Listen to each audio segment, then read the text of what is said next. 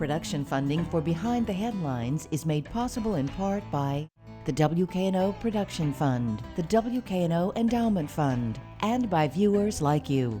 Thank you. MLG&W tonight on Behind the Headlines.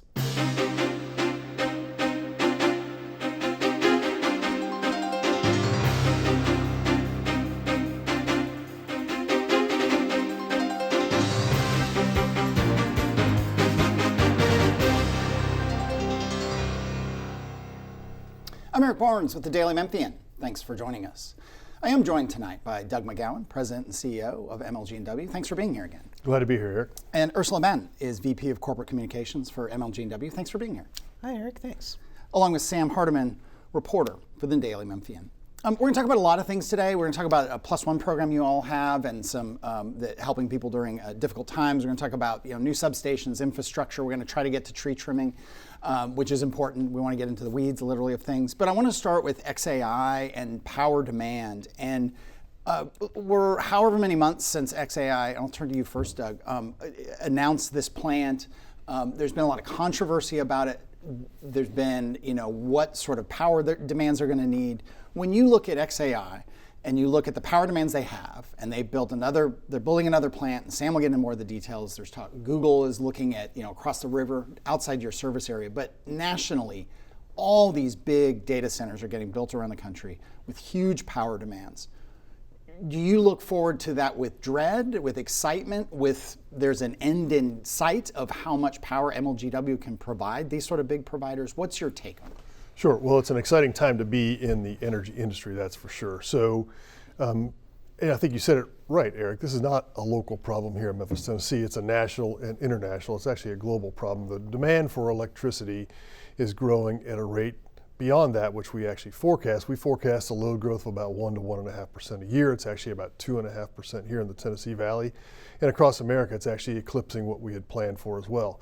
Now, a lot of attention gets focused on the data centers and the huge demands, and that certainly is something that we should take a look at. But it's actually residential demand that drives all the peaks that we worry about, because residential customers use their power irregularly when everybody's home cooking and the heating in the wintertime and the cooling in the summertime. That drives a lot of peaks. Industrial users like data centers have more of a flat profile. So what the AI and data centers in general have done is have raised the floor of the baseline load that we serve, and residential customers' increased demand for energy have caused those peaks to get even higher. That is a phenomenon that we're seeing across the country and that we have to address. And so we need resources to take on additional baseload power and resources that can address that peak that we see, and those peaks are getting higher. So dread, absolutely not. Deliberate planning and accounting for what we are seeing, absolutely. Let me bring in Sam. Yeah. So Doug, to ask about xAI a little bit. So first, for people at home, their first data center on Paul R. Lowry Road is now essentially almost fully on the Memphis Light Gas and Water grid. Correct. Sure, It's two substations serving at about 300 megawatts. Well, they haven't quite taken the second 150 megawatts yet. The first substation was built to provide 150 megawatts. That is nearly all online, powering about half of what they have inside the building. The rest are those temporary turbines. As the second substation comes online in about September, throughout the fall, they will increase the demand on that, and by about the first of the year, that should be nearly fully online, providing about 300 megawatts of power to that Paul Lowry site. Yeah, and so can you explain the difference then to what appears to be going on at 5422 Lane, which is their second data center, which is in Whitehaven. It's about 9 to 10 miles away from the first, but right along the Mississippi line. How much power is MLG&W providing, and how has that situation differed from what happened on Paul R. Lowry Road? Sure. Pretty significant differences. The first site had a need, and they described the need as about 300 megawatts of power, and together with TVA, MLG&W said, here's the infrastructure necessary to serve that. There is still a request for that second 150 megawatts to get them to 300 that has not been approved by the TVA board yet. When we move over to the Tulane site, we believe the request is 1,100 megawatts or 1.1 gigawatts of power for that site. Much larger facility. They have not asked MLG&W to serve that load. They have asked TVA to serve that load. Today, we are providing the level of power that the building was essentially taking before XAI got there. So the total demand on the building is less than 40 megawatts today, some provided by TVA, some provided by MLGW. They're getting basically domestic water and gas, essentially just what was there before. And now what you're seeing is a discussion about how they will provide the power needs for that facility. They have requested power from TVA. That has not yet been studied and approved. You're hearing all kinds of things in the news about power plants that they may decide to put on the Duke Energy site. It looks like they are. We have documents at the Daily Memphian that show they have modeled essentially what would be a private natural gas plant at that former Duke Energy site in South Haven. That's right. And so the reason I say that is because your reporting has told us what's happening there, because it is in Mississippi. It's not in the MLGW service territory. And so, but what you're seeing is consistent with what you're seeing with other large users across the country, with the Googles and the Microsoft, where they're attaching themselves to either very large natural gas plants or nuclear plants. So I think this is a common trend among data centers that need a lot of power. Is that better, actually? I would guess is like, should the data centers just essentially find their own supply and not impact the broader grid? I'm asking you as essentially the custodian of the public grid. Yeah, absolutely. So I thank you for asking that, because our responsibility before we connect any new customers is to ensure the reliability and availability of power for our existing customers. And if we can't guarantee that, then we will not allow anybody to connect to the grid. So what you're saying is the practical reality of things is we just don't have 1,000 megawatts of power laying around. So if you want to put your data center here, you're going to have to generate power on your own and connect it to your system.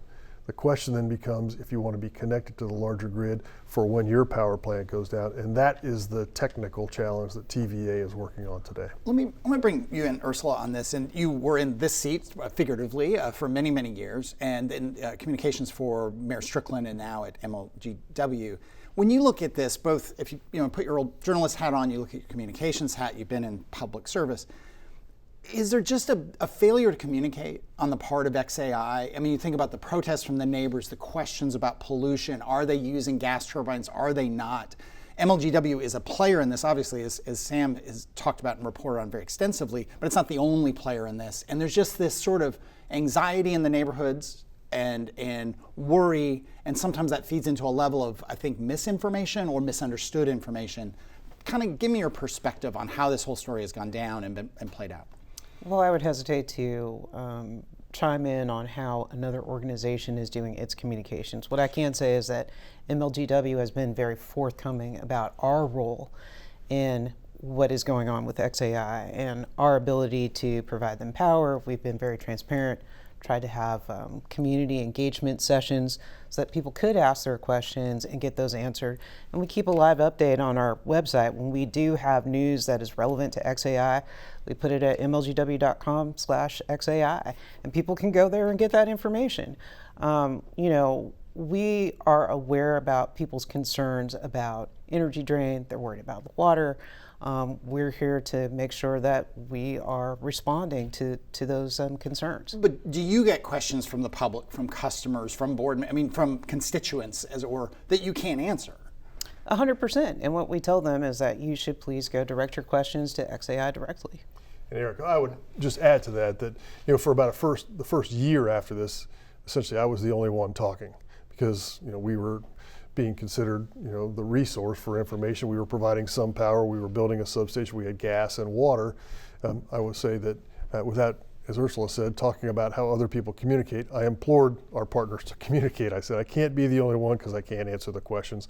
I think more recently you're seeing more information coming out. So I was pleased that other people began talking about the project than just MLGW, because we certainly could not speak for other folks. Yeah, and so back to maybe, I guess, the practical matter of how they exist in this ecosystem that you guys are a big part of. They're building a natural gas plant. It's going to have significant use. It's going to be maybe 2 times the size, potentially, of the South Haven combined cycle plant, which is also, half mile away from it. MLGW is a giant gas customer. It's how most of us heat our homes, right? Is there ever a time where there's going to be competition on pipeline capacity for XAI's needs, like say on a hard winter day and there's tight gas across the country? Explain how is that going to work, really? Yeah, so that's a great question, Sam. And I do not forecast that we will be there anytime in the near future. Certainly there's not an infinite supply of this. So if you took it to the nth degree, you could always see that. But the thing that we are blessed with here in Memphis and Shelby County is that we have 3 separate gas transmission pipelines that actually come through our service territory. That is unusual. Most large cities only have 1 pipeline that serves all of their needs. Because of that, we have contracts with all 3 pipelines to make sure that we have sufficient capacity for MLGW. And just to build confidence in people's faith in our ability to get this done and to make sure that you always have that available, just last winter during the most recent polar vortex, the people in Arkansas and Mississippi were actually under a natural gas conservation order, but the people in Memphis, Tennessee were not, because we work very hard to make sure we have enough contracts for gas on those pipelines to make sure we always have sufficient capacity to do that. Further, we have 2 methods of storing gas. We buy extra gas in the summer, we liquefy it and put it into our liquid natural gas plant, 1 billion cubic feet of natural gas. And then we buy 5 billion cubic feet of natural gas and put it underground in Midland, Kentucky. So we always have a hedge of additional gas that we can dispatch. Number 1, we buy it cheap in the summer and store it, and then in the wintertime when the prices are high, we send it to our customers to keep your rates low, but it also gives us that additional edge. It is something that we have to keep our eye on. The gas companies understand this, and they're actually expanding their pipelines to provide additional capacity. And this country has incredible capacity to produce more natural gas. We are not anywhere near the production level that we could be. In fact, this country exports an incredible amount of liquid natural gas because we have an excess abundance of natural gas that can be converted to liquid natural gas and sent to other countries. So I think we're in good shape for the foreseeable future. We may circle back about halfway through the show to more XAI and capacity things. I want to get, you talked about winter and you talked about people, we just went through a big heat dome and a big extreme heat situation. You all during that time said, and MLG has done this in the past, you're going to stop cutoffs of individuals because they're going to use a lot of air conditioning. There's a whole health and safety issue. Some of that gets into what I think is called the +1 program, where people can donate to help people who are struggling with their bills. But there's also the backdrop of, and I don't want to get overly political, but it's just a fact, federal money that supports low-income people nationally with utility assistance is at risk. I guess I'll go to you, Ursula. Where does the federal money stand? I don't know, and I get lost sometimes in the national convolutions of the budget. And what's the risk of that $17 million? How many homes? Just give us a lay of the land of this from the very big picture that we've been talking about to the individuals who need heat in the winter and maybe have kids, maybe don't have a job, and are struggling. Yeah, so the federal money that you're talking about is the Low Income Home Energy Assistance Program, LIHEAP. And in 2024, the calendar year, MLGW customers who were in need, about 25,000 households, received roughly $17 million.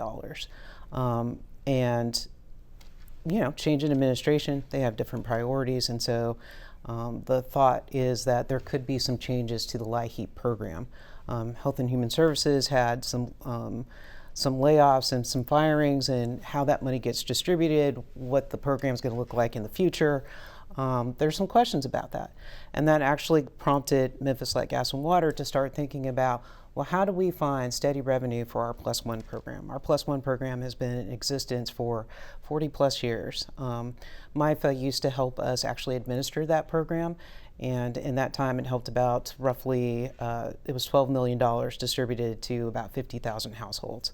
But we felt that if we could take the program back and administer it ourselves, it would give us more money to be able to distribute to some of our customers who struggle with utility assistance needs. So we have done that. We've set up a fund at the Community Foundation, is the MLGW Power of Giving Fund. And so the thought there is that we would encourage non-MLGW customers and businesses to actually donate to the fund so that we can help our customers who are in need. I mean, we're sitting here on public television, public radio funding has been explicitly cut, as I think probably most people who watch this show know. A big impact to WKNO and stations around, TV and radio stations around the country. WXR also in Memphis. There are we had the folks from MIFA on and the Aging Commission, and we've been able to report on some of this, and you certainly hear it off the record. Organizations around the city, around the region, are struggling with cuts and potential cuts from federal funding.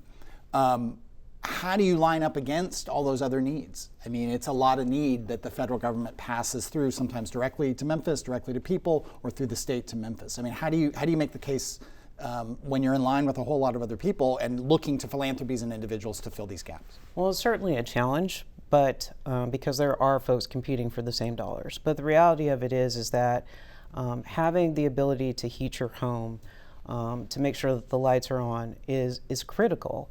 A lot of our folks here in Memphis and Shelby County, they are renters. And sometimes if your utilities are cut, that could be the first step to you being evicted from your apartment or from the house that you're renting. So we want to make sure that we are keeping our seniors cool, our children warm, and the ability to have the lights on and able to do their homework in all circumstances. Eric, can I just mention? Yeah, sure. You know, I would love to have the same reaction that WKNO had here. Oftentimes we take it for granted. We turn on the radio in the morning and there it is. And until such time as the federal funding is put at risk, some people didn't even think about making a donation to WKNO. I'd like them to think about that with Plus One. Oftentimes they see that on their bill and they're like, yeah, I'm not sure. You know, what we're saying is there's a need today. So if you have not given before, we would ask people to think consciously about the things that help people in their community and have that same kind of reaction. People live horizontal lives. They need a little from the food bank. They need a little utility assistance. They need some assistance with rental income. And so we want to be complementary to what everybody else is doing. But I think what you said is right. Everybody has to lift up more locally if there's a risk at federal funding. Let me go back to Sam. Yeah, and to ask you guys, I think a little more about this. You know, you're asking for donations. We were just talking about how tight, you know, the philanthropic market, so to speak, is. Is there a step MLGW can take, given the high poverty that y'all serve, that we see in our city, right? If we get an economic downturn, is MLGW going, is there a path to supplementing with electric rate revenues in a small way, you know, utility assistance? Is there a path to that? Sure, I think we'll consider every option if we get to that point. We pride ourselves on having, you know, the lowest combined utility bill in the country with electric, gas, and water rates, and so we always have to balance affordability with value. We can have programs for affordability, but value, you know, the number one complaint I used to get is about the power going out, not the amount that the bill was or the cost of the actual electricity. So we're focusing on those folks who really are feeling the tightest pinch, so we can get those programs that are directed at them. And so when I balance affordability and value, we take very seriously anytime that we have to move our rates, and anytime that TVA moves their rates, we understand that impacts customers. So we're going to focus on keeping that as stable as we can. The reason we have put out a RFP for solar and batteries, so we can charge batteries when the power costs are low. We can have solar, which is low cost energy.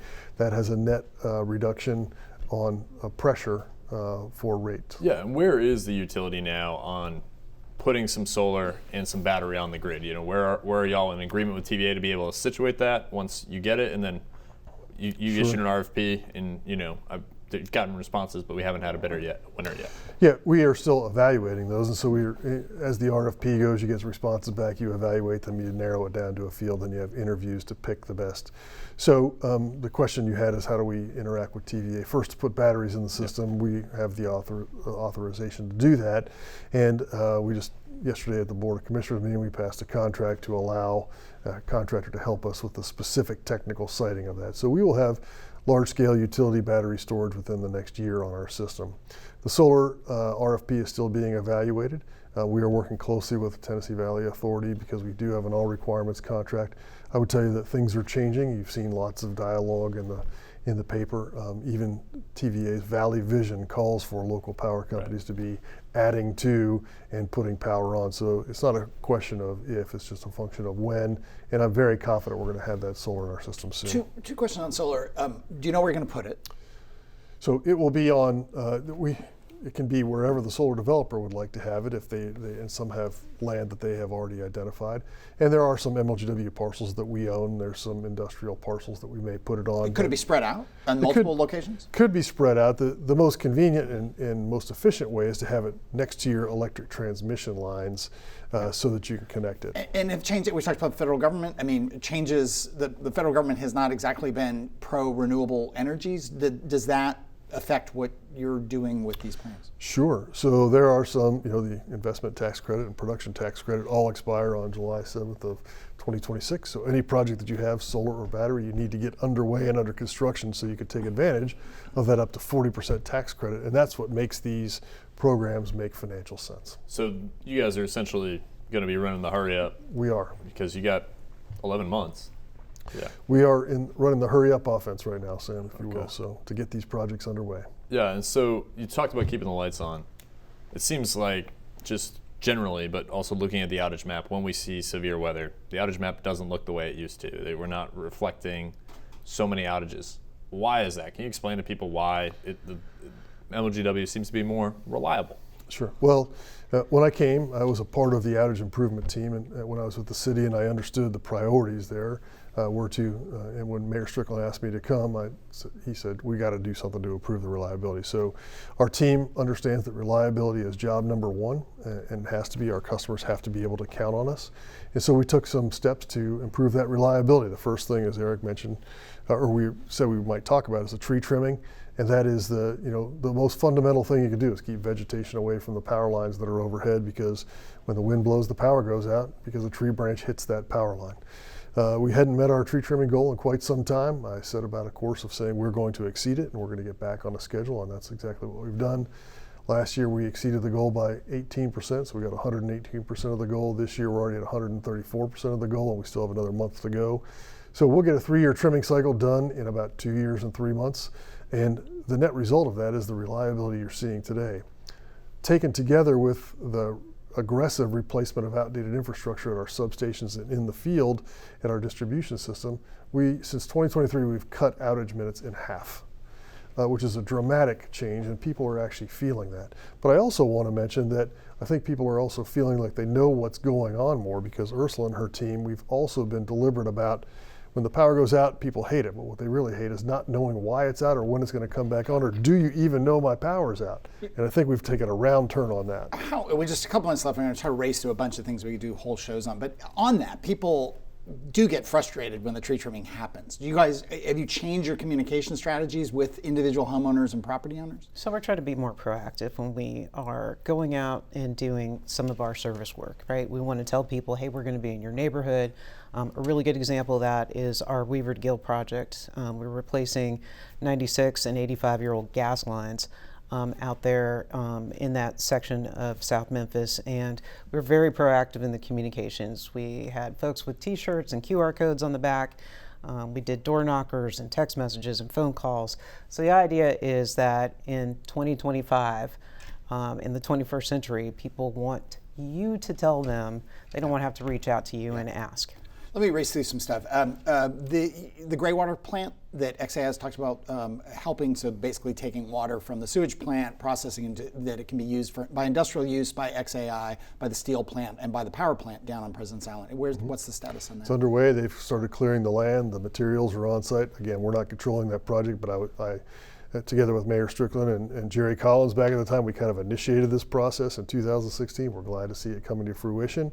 TVA, Nucor, and the other industrial users down there, as I understand, if they haven't already inked a deal, they're very close to inking a deal to take that water. So this is a real thing, and it's underway. Maybe a year ago, something like that. I have no sense of time anymore. You announced you were going to maybe move from downtown headquarters. That did not go well. Where do things stand in terms of? But you were on the show, and we talked about how MLGW needs a more high-end kind of operations center, but you want to be downtown with some presence. What's the plan there? Yeah, so that was about 2 years ago, Like and things got caught up in a swirl there, and there was really a little bit of a confusion there. But what I need is a modern control room. That's the center that controls all of the utilities, and that's part of our plan is to build a modern control room. You'll hear more about that in the coming weeks and months. That goes along with our grid modernization. That has nothing to do with the headquarters, which City Council passed a resolution saying the MLGB headquarters shall stay downtown. I've committed the MLGB. In that building? Or just downtown? Well, we will stay downtown. Again, people have said, when's MLGB going to move out of that building, because we should do something better with that land. My commitment to the mayor and the City Council is when you have a redevelopment plan that you approve, we'll move anywhere else downtown, but until then, we're going to stay in the headquarters downtown. Okay. But I do need a new modern control room. Okay, well, a minute left for Sam here. Yeah, and so I'll just ask about downtown, just specifically. I mean, you've been you've run the city, CEO of the city as well. Like, where should government employees be situated in downtown Memphis? Should there be a government plaza? Should they be filling existing office space that exists? Well, unfortunately, there's a limited number of government employees and an abundance of buildings downtown. So I think government employees and utility employees can be a great anchor. If you ask some of the restaurants around our headquarters, they get great benefit from our employees who do take lunch down there and sometimes evening events. But there's a lot of other places people could go, but a limited number of employees. But anchoring us downtown between the city, the county, the federal government, and MLGW, I think that's a great base to work from downtown. 20 seconds left here. The suburbs, there's been noise, over time. Suburbs are a big customer of MLGW. There's been talk about giving seats on the board, more control to the suburb. Where does all that stand?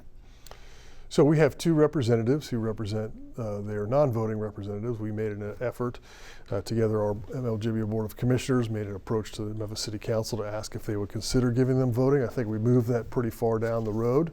The municipal mayors expressed their satisfaction that we did at least get their voice heard, and I think we're very satisfied with that representation today.